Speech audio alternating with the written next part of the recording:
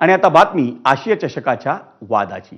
आशिया चषक भारताकडे सोपवावा अशी मागणी बीसीसीआयनं आशियाई क्रिकेट काउन्सिलला केली आहे। या संदर्भात आशियाई क्रिकेट काउन्सिलचे अध्यक्ष मोहसिन नकवी यांना अधिकृत ईमेल केल्याचं बीसीसीआयचे सचिव देवजीत सैकी यांनी सांगितलंय।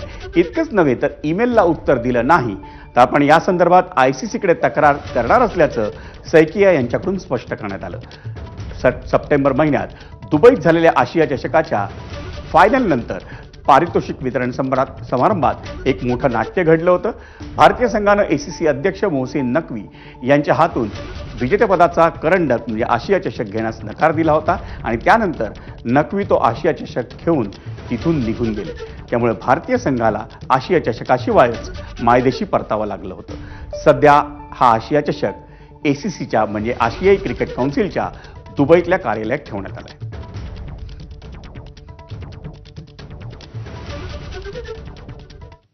आणि या बातमीनंतर मुंबई ईस्ट वेस्टमध्ये घेऊयात आणखी एक ब्रेक, पण तुम्ही पाहत राहा एबीपी माझा।